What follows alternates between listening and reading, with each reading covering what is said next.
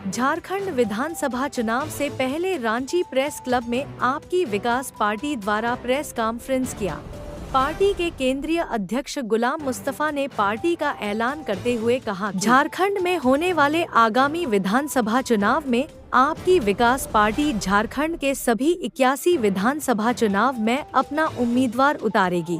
अपना योगदान दिया है, उनको अपनी ओर से, अपनी पार्टी की ओर से उनका मैं धन्यवाद करता हूँ। इनकी उज्जवल भविष्य का हम कामना करते हैं।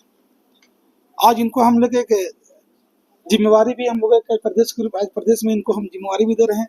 आज हमारी पार्टी इनको, आज हमारी पार्टी प्रदेश अध्यक्ष के रूप में उज्जवल जी का हम लोग घोषणा करते हैं। और आने वाला 20 जनवरी कि हमारी पार्टी, आपकी विकास पार्टी 20 अगस्त से हमारी पार्टी पूरे प्रदेश में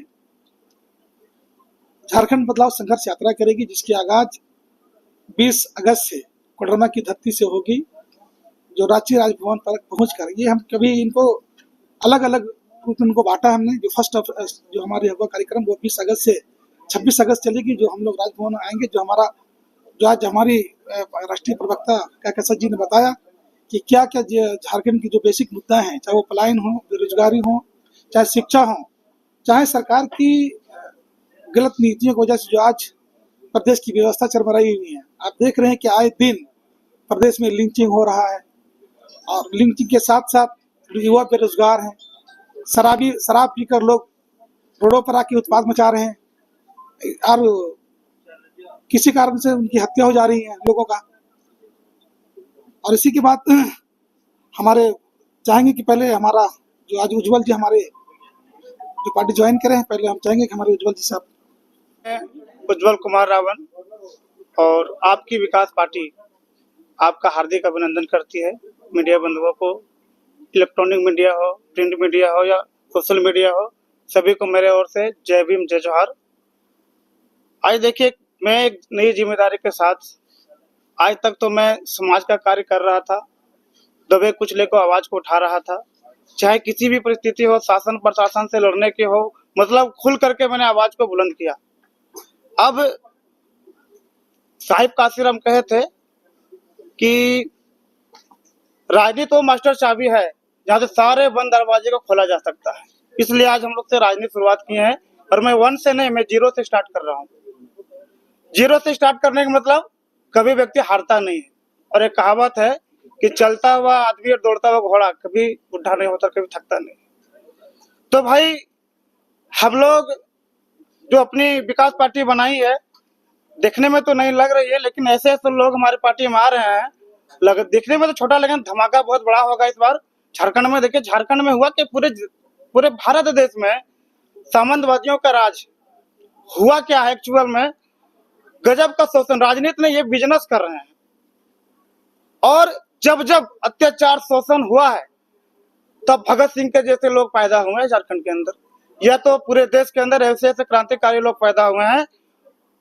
वैसे में हम लोग इस शोषण से लड़ते हुए आज मुझे नई जिम्मेवारी मिली है आपकी विकास पार्टी में। ये समझिए कि मेरा घर है, और अपने घर को समझ सकते हैं कैसे बनाना है।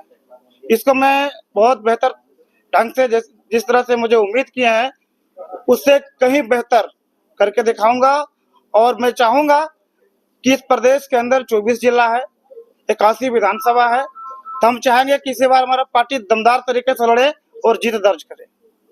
रह गई बात कि पहले जो सत्ता में है, यह तो वादा बहुत बड़े बड़े करते, अभी देखे होंगे कि 5 साल सिस्टम में रहे, सरकार में रहे, जिसको मैया योजना को कभी नजर नहीं आए। लेकिन अब 1 महीना बचा है तो मैया योजना ला रहा है, मतलब कि जो भाजपा के एजेंडा पर ये भी चल रही है, जो अपने आप को कहते हैं कि आदिवासियों की सरकार है, दलितों, गरीबों, मजलूमों की सरकार है, लेकिन चल रहे किसकी ओर? वही बीजेपी के रास्ते पर चल करके ठगने का काम किया है। अब समझिए ना, झारखंड में क्या नहीं है, इतना खनिज संपदा भरा हुआ है, जल, जंगल, जमीन, यहाँ से बिजली पैदा होता बांग्लादेश जा रहा है। यहाँ का बालू जो गरीबों को फ्री में मिलना चाहिए, वो बालू जाके दूसरे स्टेट में जा रहा है। समझिए क्या है। जनता कैसे यकीन करे कि जैसे और पार्टी वादा खिलाती जाती आप नहीं करेंगे? आप मेरे बारे में शायद नहीं जानते होंगे, तो मीडिया में या तो सोशल मीडिया में सर्च कर लीजिएगा, नाम हुआ उज्जवल कुमार रावण। जितना सबका मुद्दा होता है, वादा तो 75 साल से कर रहा है, 15 बार MP MLA के चुनाव हो गई, 15 बार, सब तो वादा किए ना। वादा क्या करते, मैं हॉस्पिटल बनवा दूंगा, तो यहाँ के जो गरीब जनता है बाहर नहीं जाएंगे, ये कहते करते सुनते सुनते दिमाग खराब हो गया लोगों का, और लोग जागरूक हो गए हैं, ठीक है। और हम लोग क्या कर रहे हैं, मेरे बारे में सर्च कर लीजिएगा, 1629 यूनिट रक्तदान हम लोग कर चुके। जिम्मेदारी सरकार की बनती है भाई, अगर हम आपको वोट दे करके, अपना वोट दे करके आपको सरकार बनाते हैं, कुर्सी पे देते, किस लिए देते हैं? लेकिन ये काम तो उन्होंने नहीं किया। कई कैंसर का पीड़ित का इलाज हम लोगों ने करवा दिया है, करोड़ों रुपया का बोलेंगे ना तो हम लोग फ्री में कर, जो सरकार को करना चाहिए था। लेकिन जब सरकार का कोई बीबी बच्चा बीमार हो जाता है बेटा, तो कहाँ जाता है? बड़े बड़े हॉस्पिटल लंदन अफ्रीका चले जाते हैं। जनता आप पे यकीन करे। आपके पीछे कौन राजनीतिक पार्टी थी जिसके पीछे आप ऐसे बल पर खड़ा हो गए? इतना देखिए, हम लोग आज तक किसी राजनीति का झंडा नहीं उठाए, किसी भी राजनीतिक पार्टी का। फर्स्ट टाइम राजनीति करने जा रहे हैं।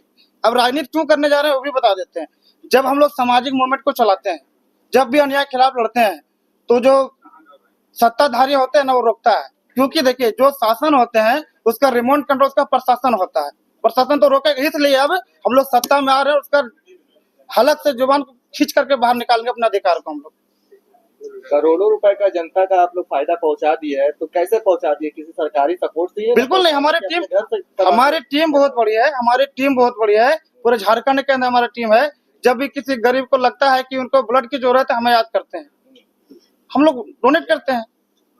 भीम आर्मी क्यों छोड़ दिया? आपकी विकास पार्टी से किस चीज से आप कह तो रहे ना कि देखिए, हम लोग तो सामाजिक मूवमेंट को चला रहे थे, लेकिन जब सामाजिक मूवमेंट को चलाते हैं तो राजनीति जो सत्ताधारी होते हैं वो न्याय नहीं देने देते हैं, उनका दबाव में प्रशासन काम करती है। इसलिए हम लोग अब राजनीति करेंगे, नौजवान है, बदलाव करेंगे भाई, करके रखे हुए हैं। पॉलिसी पैरालिसिस पहला, और दूसरा पॉलिसी इम्प्लीमेंटेशन। पॉलिसीज तो हैं, जैसे मैंने आपको डिस्प्लेसमेंट, रिहैबिलिटेशन, रिसेटलमेंट के इशू के बारे में बताया। भाई हमारे पास पुनर्वास की नीतियां हैं, लेकिन पुनर्वास की नीतियां जमीनी धरातल पर लागू क्यों नहीं होती है, सवाल यहाँ पे है मेरा।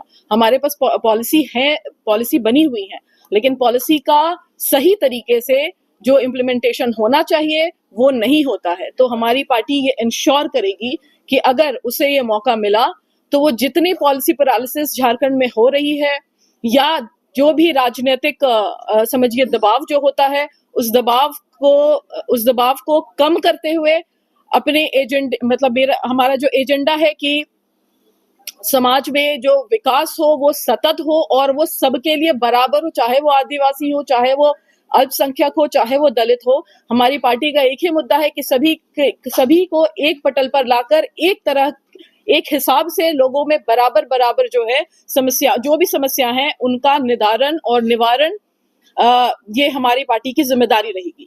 इसमें आरक्षण भी तो बहुत बड़ा मुद्दा हो सकता है, क्योंकि आप बोल रहे हैं सबको बराबर मिले जी, इसमें आरक्षण का भी मुद्दा आ सकता है। कैसे? जी, आरक्षण का मुद्दा तो ये लाजमी है, वो इसीलिए लाजमी है क्योंकि कैसे सबको बराबर मिले? जी, बराबर का मतलब ये देखिए, एक होता है इक्विटेबल डिस्ट्रीब्यूशन, एक होता है इक्वल डिस्ट्रीब्यूशन। तो हमारे समाज में जो संसाधन है उनका मैं इक्विटेबल डिस्ट्रीब्यूशन की बात कर रही हूँ, इन द सेंस कि जिसे ज्यादा जरूरत है उसे आप ज्यादा दे, तभी एक लेवल प्लेइंग फील्ड होगी। क्योंकि आज हम देखते हैं कि समाज में लेवल प्लेइंग फील्ड नहीं है। जब मैं बात कर रही थी ह्यूमन रिसोर्स डेवलपमेंट की, तो आप देखिएगा कि समाज का एक तबका है जो कि काफी बेहतरीन स्कूल्स में जाता है या फिर कॉलेजेस में जाने की क्षमता रखता है, और एक तबका ऐसा है जो सरकारी स्कूल ही अफोर्ड कर सकता है, और कई जगह तो ऐसे भी हैं जहाँ पे बच्चे उतना भी नहीं पढ़ पाते हैं।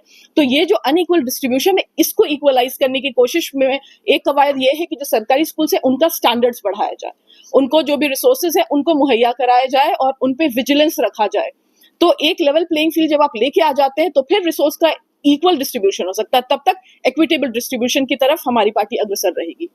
ये मुद्दे आप लेके किसी और पार्टी में भी जा सकती थी बात करने के लिए, आप उस पार्टी में आप ज्वाइन भी कर सकते, तो फिर आपने इस पार्टी का नया आविष्कार क्यों किया? इस पार्टी का देखिए आविष्कार इसलिए इस मुद्दे पे हुआ क्योंकि जब जेएमएम, आप देखिए जेएमएम की जो सरकार है, जो कहा जाता है सो कॉल्ड कि वो आदिवासियों के हित की रक्षा करने की वाली सरकार है। जब मैंने अभी जब मैं स्पीच अपना जो वक्तव्य है वो बयान कर रही थी, तो मैंने बताया कि मैंने खुद आदिवासियों के ट्राइबल एरियाज में जैसे ईचागढ़ या और चांडिल, ये 2 एरियाज में मैंने खुद अपना रिसर्च वर्क किया है डिस्प्लेसमेंट के ऊपर। तो मैंने आदिवासियों की दयनीय स्थिति खुद आंखों देखी मैंने बात की है, वैसी बातें मैंने की है जो मैंने खुद महसूस किया है, देखा है। तो ये आदिवासियों की सरकार है नहीं। अगर मैं जेएमएम में ज्वाइन करती भी हूँ, मेरे पास क्या वेयर विदॉल रहेगा या मुझे क्या फ्रीडम मिलेगी कि मैं उन आदिवासियों की वो समस्या जो मैंने खुद देखी है उसको सॉल्व करूं। नंबर 2, जो मॉब लिंचिंग की घटना है, खुद सरकार का ये आंकड़ा है 46।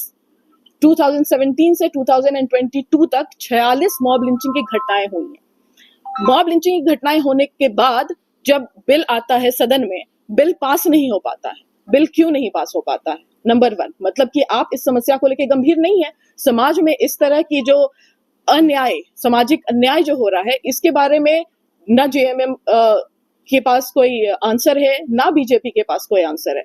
जब आपकी विकास पार्टी से मैंने संपर्क किया तो मुझे ये इनका विजन और मिशन जब ये दिखा कि ये बात करती है आदिवासियों की, ये बात करती है अल्पसंख्यकों की, ये बात करती है उन पिछड़े तबकों की जिसे समाज में वंचित कर दिया गया है, जिसे समाज में आवाज नहीं है, तो ये पार्टी उन जो समझिए कि बेआवाज लोग हैं उनकी आवाज बनने का काम करेगी। इसीलिए मैं इस पार्टी के साथ हूँ। एक सवाल और जी।